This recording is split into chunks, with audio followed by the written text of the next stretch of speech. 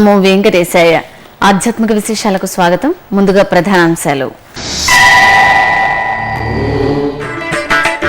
వైదిక క్రతువులతో శ్రీవారి నమూనా ఆలయం ప్రారంభం. విజయవాడలో కృష్ణా పుష్కర భక్తులకు 7 కొండలవాడి దర్శనం.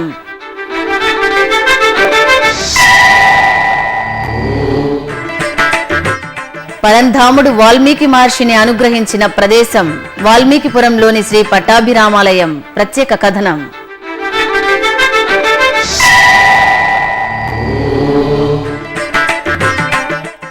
తిరుపతిలో ఘనంగా తిరుచి సేవలు. భక్తులకు గోవిందరాజస్వామి కోదండరాముడి దీవెనలు.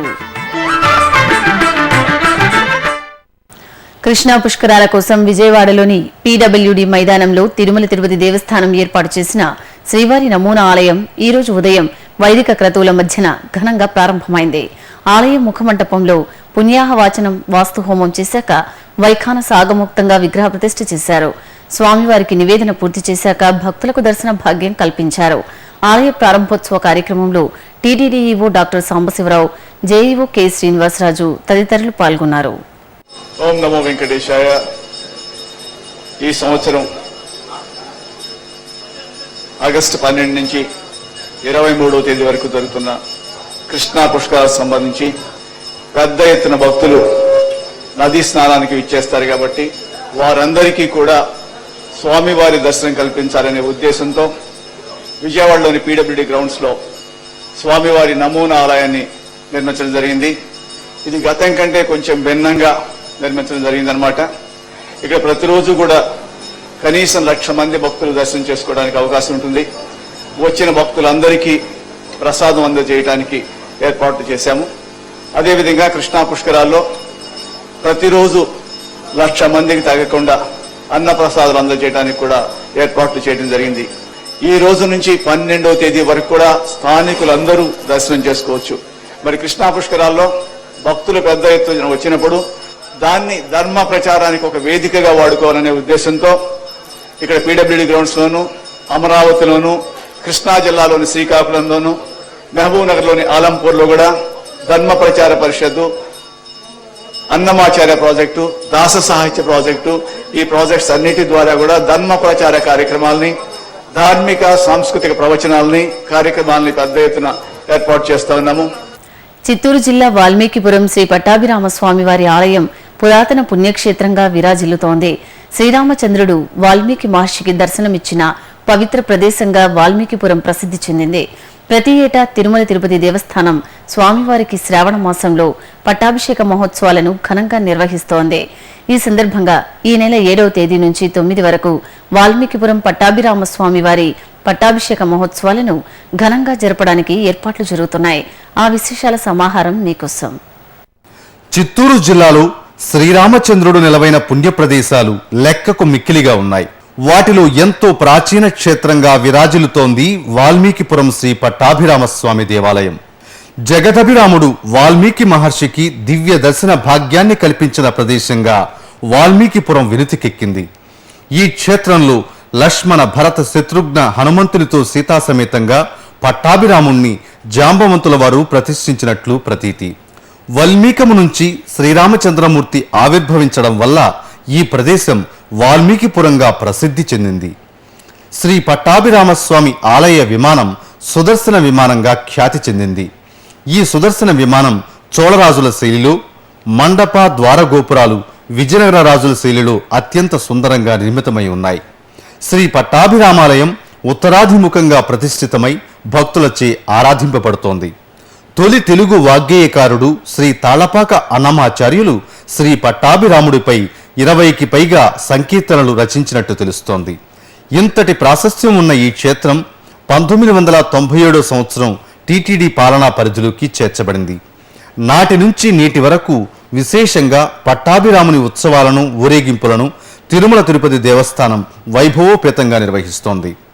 శ్రీ పట్టాభిరామునికి ప్రతి ఏటా శ్రావణ మాసంలో పట్టాభిషేక మహోత్సవాలను అంగరంగ వైభవంగా నిర్వహిస్తున్నారు. ఇందులో భాగంగా ఈ నెల 7వ తేదీ అంకురార్పణతో పట్టాభిరాముని పట్టాభిషేక మహోత్సవాలు ప్రారంభం కానున్నాయి. ఆగస్టు 7న అంకురార్పణ, సేనాధిపతి ఉత్సవం, 8న యాగశాల పూజ, స్నపన తిరుమంజనం, ఊంజల సేవ, శాంతి కళ్యాణం జరుగుతుంది. చివరి రోజైన 9న శ్రీరామ పట్టాభిషేకం, గరుడ వాహన సేవ నిర్వహిస్తారు.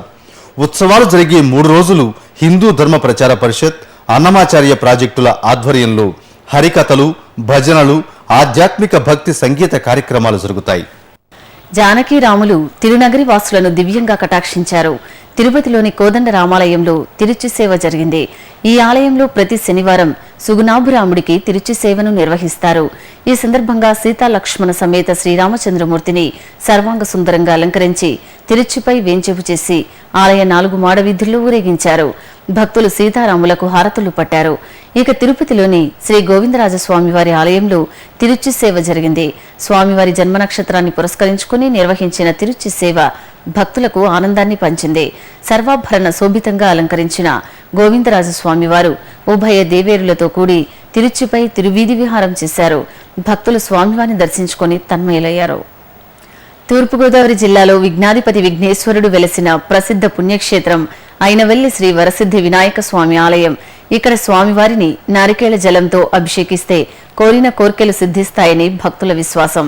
వ్యాస భగవానుడు దక్షిణ భారతదేశ యాత్ర ప్రారంభించినప్పుడు ఈ స్థలంలో విఘ్నాధిపతిని ప్రతిష్ఠించారని స్థల పురాణం. దక్షిణ అభిముఖంగా కొలువైన అయినవెల్లి పార్వతీ తనయుణ్ణి ఎందరెందరో పుణ్యపురుషులు దర్శించుకుని పునీతులయ్యారు. ఇంతటి ప్రాశస్త్యం ఉన్న అయినవెల్లి శ్రీ వరసిద్ధి వినాయక స్వామి ఆలయ విశేషాలు తెలుసుకుందాం. అయినవిల్లి తూర్పుగోదావరి జిల్లా రావులపాలెం నుండి 16 కిలోమీటర్ల దూరంలో ఉంది ఈ పవిత్ర పుణ్యక్షేత్రం. ఇక్కడ వెలసిన దైవం వరసిద్ధి వినాయకుడు. వినాయకుడు అనే పదానికి విఘ్నములను అణచువాడు అని అర్థం.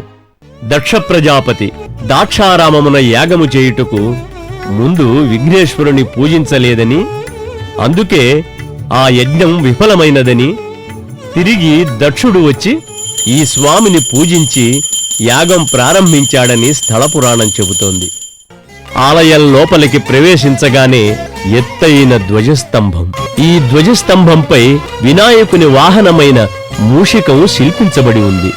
స్థల పురాణం ప్రకారం వ్యాస మహర్షి దక్షిణాపథానికి యాత్రను ప్రారంభిస్తూ ఈ పార్వతీసుతిని ఇక్కడ ప్రతిష్ఠించినట్లుగా తెలుస్తోంది.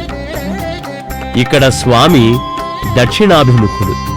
సకల కార్యాలు సఫలం కావాలని అగస్త్య, వశిష్ఠ, కశ్యప, గౌతమాది మహర్షులు ఇక్కడ గణేశుని ఆరాధించినట్లుగా స్థలపురాణం మనకు చెబుతోంది. అందువల్ల ఈ క్షేత్రం అవిఘ్న కల్పవల్లి అని నామాంతరం చెందింది. కాలక్రమేణా అయినవిల్లిగా రూపాంతరం చెందినదని తెలుస్తోంది. ఆలయ ప్రాంగణంలో శివకేశవులకు భేదం లేదని చెప్పే రీతిగా శివకేశవులు ప్రతిష్ఠించబడి ఉన్నారు. మొదటి సింహద్వారం నుండి లోపలికి ప్రవేశిస్తే శ్రీ విశ్వేశ్వరాలయం దర్శనమిస్తుంది. దానికి కుడి ప్రక్కన కేశవస్వామి వారి ఆలయం, ఎడమవైపు పార్వతీ అమ్మవారి ఆలయాలు ఉన్నాయి. అమ్మవారి ఆలయం వెనుక కాలభైరవుని ఆలయాలు ఉన్నాయి. రెండవ సింహద్వారం నుండి లోపలికి ప్రవేశిస్తే శ్రీ వరసిద్ధి వినాయకుని ఆలయం ఉంది. ఇదే గర్భాలయం.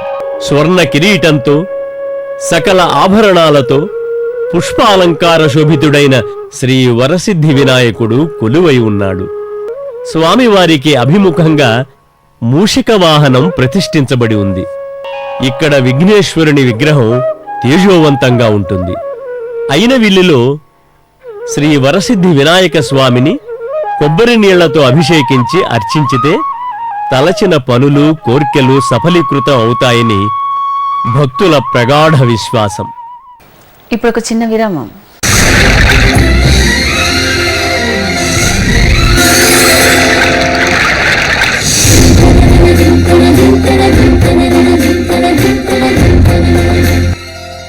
కృష్ణమ్మ అపూర్వ జలరాశుల ప్రవాహం.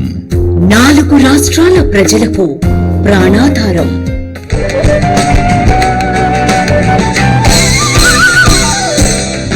ఈ పుణ్యనదిని శ్రీకృష్ణుడి అంశగా ఆరాధిస్తున్న భక్తజనం. తీరంలోని ప్రతి క్షేత్రం పవిత్రం, మహిమాన్వితం. తేజో విరాజితం. పుష్కరాద్యాని తీర్థాని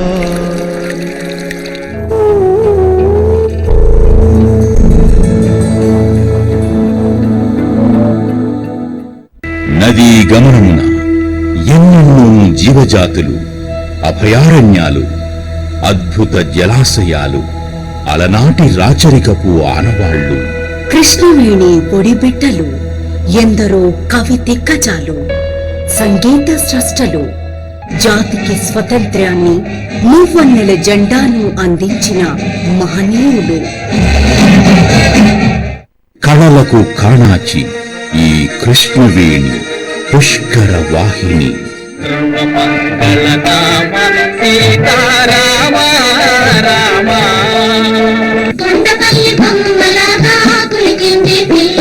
కృష్ణవేణి నది సోయగం అపరూపం. కృష్ణా తీర క్షేత్ర మాహాత్మ్యం ఆచంద్ర తారార్కం. కృష్ణానది పుష్కర వైభవాన్ని మీకందిస్తోంది మీ శ్రీ వెంకటేశ్వర భక్తి ఛానల్. కృష్ణా తీరంలోని ప్రసిద్ధ ఆలయాలపై ప్రత్యేక కథనాలు ప్రతిరోజు ఉదయం 9:30 మరియు రాత్రి 9 తిరిగి రాత్రి 10:30 మరియు రాత్రి 12 సోమవారం నుండి శుక్రవారం వరకు ప్రతిరోజు రాత్రి 9:30 కృష్ణా తీరంలో వెళ్లి విరిసిన కళారూపాలపై డాక్యుమెంటరీ కార్యక్రమాలు మీ శ్రీ వెంకటేశ్వర భక్తి ఛానల్లో. ఆధ్యాత్మిక విశేషాలకు తిరిగి స్వాగతం. జంటి నగరాల్లోని పలు ఆలయాలు శ్రావణ మాస ఉత్సవ శోభతో పులకిస్తున్నాయి. భక్తులు పూజా పునస్కారాలతో పునీతులవుతున్నారు. ఆ విశేషాలను చూద్దాం. సంతోష్ నగర్లోని శ్రీ వెంకటేశ్వర స్వామి దేవాలయంలో శ్రీ పద్మావతి వెంకటేశ్వర స్వామి వార్ల కళ్యాణోత్సవం కమనీయంగా జరిగింది. ఉత్సవమూర్తులను రమణీయంగా అలంకరించి కళ్యాణ క్రతువును నిర్వహించారు. మేళతాళాలు, మంగళ వాద్యాల ప్రయుక్తంగా జరిగిన స్వామివారి కళ్యాణోత్సవం ఆద్యంతం భక్తిరసభరితం.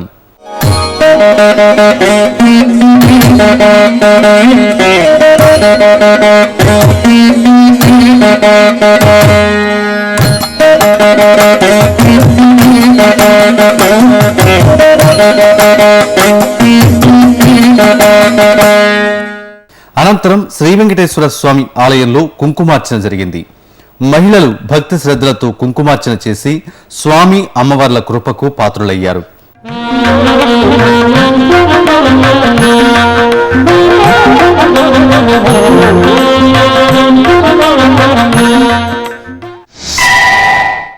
కూకట్పల్లిలోని శ్రీ వెంకటేశ్వర స్వామి సన్నిధిలో శ్రావణ మాస పూజలు వేడుకగా జరిగాయి.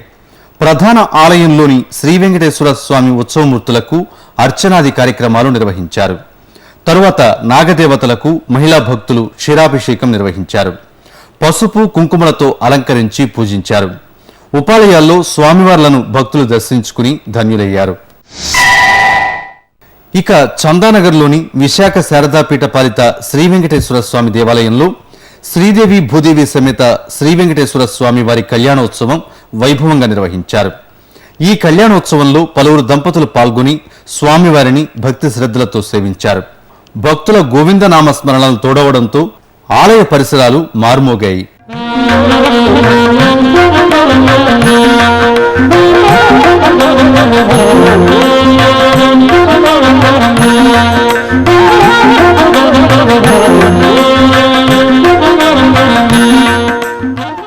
ఆపై శ్రీ వెంకటేశ్వర స్వామి దేవాలయంలో అమ్మవారికి కుంకుమార్చన చేశారు. శ్రావణ మాసం సందర్భంగా పెద్ద ఎత్తున మహిళలు అమ్మవారి కుంకుమార్చనలో పాల్గొన్నారు.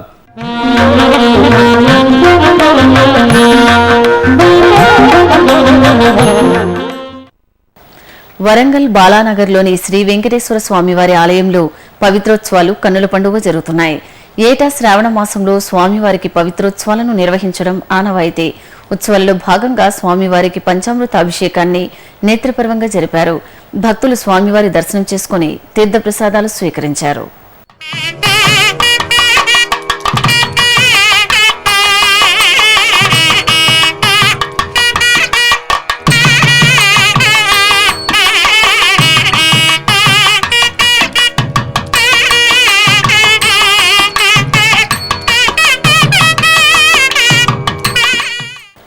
హైదరాబాద్ ఉప్పల్లోని శ్రీ దుర్గా మల్లికార్జున స్వామివారి దేవస్థానంలో దుర్గామాత ఉత్సవాలు వైభవంగా జరుగుతున్నాయి. ఈ సందర్భంగా శ్రీ దుర్గాదేవికి మల్లికార్జునుడికి విశేష ఆరాధనలు నిర్వహించారు. జంటనగర వాసులు అధిక సంఖ్యలో ఆలయానికి తరలివచ్చి ప్రత్యేక అలంకరణలో కొలువు తీరిన శ్రీ దుర్గాదేవి ఉత్సవమూర్తి ముందు సామూహిక కుంకుమార్చనలు, దీపారాధనలు చేసి మొక్కులు చెల్లించుకున్నారు. ఉభయ తెలుగు రాష్ట్రాల్లోని పలు ఆలయాల్లో శ్రావణమాస పూజలను భక్తులు భక్తి శ్రద్ధలతో జరుపుకున్నారు. కుంకుమార్చనలు, విశేష ఆరాధనలతో ఆలయాలు ఆధ్యాత్మిక వాతావరణంతో కాంతులీనుతున్నాయి. ఆ విశేషాలు మీకోసం. నెల్లూరు జిల్లా నాయుడుపేట సమీపంలోని శ్రీ కరిమాణిక్య స్వామి ఆలయంలో శ్రావణమాస పూజలను ఘనంగా నిర్వహించారు. ఈ సందర్భంగా శ్రీదేవి భూదేవి సమేత శ్రీ కరిమాణిక్య స్వామి వారికి విశేష అలంకరణ చేసి ప్రత్యేక అర్చనలు జరిపారు. అనంతరం ఆలయ ప్రాంగణంలో అమ్మవారిని కొలువుదీర్చి సామూహిక కుంకుమార్చనలు నిర్వహించారు. కడపలోని శ్రీ లక్ష్మీ గణపతి దేవస్థానంలో అమ్మవారికి విశేష ఆరాధనలు జరిపారు. ముందుగా శ్రీ లక్ష్మీ గణపతి స్వామి వారిని ప్రత్యేక అలంకరణలో కొలువుదీర్చి పూజలు చేశారు. ఆపై శ్రీ మహాలక్ష్మి అమ్మవారికి నూతన వస్త్రాలు, పసుపు, కుంకుమ, గాజులను సారిగా సమర్పించి లక్ష్మీ అష్టోత్తరం పఠించి కుంకుమార్చనలు నిర్వహించారు. మహిళలు ఒకరికొకరు తాంబూలం, వాయినాలు ఇచ్చుకుని అమ్మవారి దర్శనం చేసుకున్నారు. ప్రకాశం జిల్లా తాళ్లూరులోని టీటీడీ కళ్యాణ మండపంలో మహిళలు సామూహిక కుంకుమార్చన కార్యక్రమాన్ని ఘనంగా నిర్వహించారు. శ్రావణ మాసం సందర్భంగా గ్రామంలోని ముత్తైదువులు ఒక చోట చేరి శ్రీ లలితా సహస్రనామ పారాయణం చేస్తూ అమ్మలగన్న అమ్మను శ్రద్ధగా పూజించారు. మెదక్ జిల్లా గజ్వేల్లోని శ్రీ వాసవి కన్యకా పరమేశ్వరి దేవాలయ ప్రాంగణం సువాసనల కుంకుమార్చనలతో కలకలలాడింది. శ్రావణ మాసాన్ని పురస్కరించుకుని నిర్వహించిన విశేష ఆరాధనల్లో భక్తులు పెద్ద సంఖ్యలో పాల్గొన్నారు. ఇక జిల్లాలోని సుప్రసిద్ధ పుణ్యక్షేత్రం వర్గల్ శ్రీ జ్ఞాన సరస్వతీదేవి ఆలయం భక్తులతో కోలాహలంగా మారింది. శ్రావణ మాస పూజల్లో భాగంగా మహిళలు చదువుల తల్లి సన్నిధిలో సామూహిక కుంకుమార్చనలు నిర్వహించి అమ్మవారి దీవెనలు అందుకున్నారు. కరీంనగర్ చైతన్యపురిలోని శ్రీ మహాశక్తి ఆలయం భక్తుల పూజలతో ఆధ్యాత్మిక వాతావరణాన్ని సంతరించుకుంది. త్రిశక్తి స్వరూపిణికి అర్చకులు శ్రావణ మాసాన్ని పురస్కరించుకుని త్రికాల అర్చనలను విశేషంగా నిర్వహించి కర్పూర హారతులు సమర్పించారు. భక్తులు పెద్ద సంఖ్యలో ఆలయానికి తరలివచ్చి ఆలయ ప్రదక్షిణలు చేసి అమ్మవారి దర్శనం చేసుకున్నారు. ముత్తైదువులు ఒడిబియ్యం సమర్పించి మొక్కులు చెల్లించుకున్నారు. నిజామాబాద్ పట్టణం న్యాలకల్ రోడ్డులోని శ్రీ లలితాదేవి ఆశ్రమాలయం, శృంగేరి శంకరమఠంలో శాకంబరి ఉత్సవాలను నయన మనోహరంగా జరిపారు. ఉత్సవంలో భాగంగా అమ్మవారికి వివిధ రకాల కూరగాయలతో చూడచక్కగా అలంకరించి కర్పూర నీరాజనాలు అర్పించారు. మంగళ ద్రవ్యాలైన పసుపు, కుంకుమ రంగుల్లో మహిళలు సంప్రదాయ వస్త్రధారణతో అమ్మవారిని సేవించారు. ఆలయ ప్రాంగణంలో బారులు తీరి లలితా సహస్రనామాలను పారాయణం చేశారు. మహబూబ్ నగర్ జిల్లాలోని పలు ఆలయాలు మహిళలతో నిండిపోయాయి. శ్రావణ మాసం తొలి శుక్రవారాన సౌభాగ్యప్రదాయిని ఆశీస్సులు అందుకోవడానికి తరలివచ్చిన భక్తుల నామస్మరణతో ఆలయాలు ప్రతిధ్వనించాయి. వనపర్తి వెంకటేశ్వరాలయంలో కుంకుమార్చన జరిగింది. మహిళలు స్వామివారి సన్నిధిలో బారులు తీరి అమ్మవారిని అర్చించారు. అంతకుముందు శ్రీనివాసునికి పూజలు చేసి పల్లకి ఉత్సవాన్ని నిర్వహించారు. భక్తులు గోవిందనామస్మరణతో స్వామివారిని ఆరాధించారు. అలాగే గద్వాల్లోని శ్రీ వాసవీమాత దేవాలయంలో కుంకుమార్చన నిర్వహించారు. బంగారు కమలాలతో మంగళప్రదాయిని అర్చించారు. వివిధ పుష్పాలతో అమ్మవారిని అలంకరించి పల్లకీ సేవ జరిపారు. అనంతరం చల్లని తల్లికి ఊంజల సేవ జరిగింది. ఇప్పుడు ఒక చిన్న విరామం.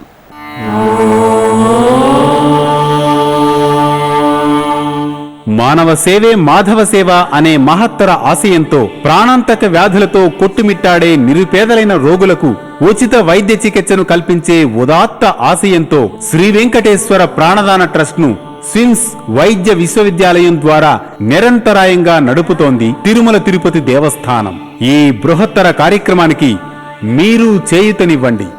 శ్రీనివాసుని కటాక్షం పొందండి. మరిన్ని వివరాలకు ఫోన్ నంబర్లు 087722777777. ఓం నమో వెంకటేశాయ. ఆధ్యాత్మిక విశేషాలకు తిరిగి స్వాగతం. తిరుమలలో జరిగిన సాంస్కృతిక కార్యక్రమాన్ని కళానీరాజనంలో వీక్షిద్దాం.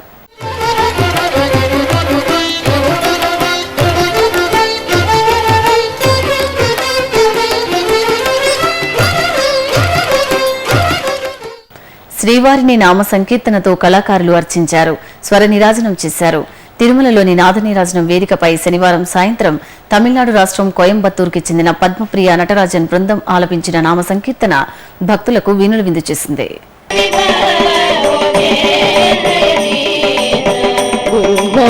మనే భజే భవం శరణాగతిందామహే మౌలి మనే భజే భవం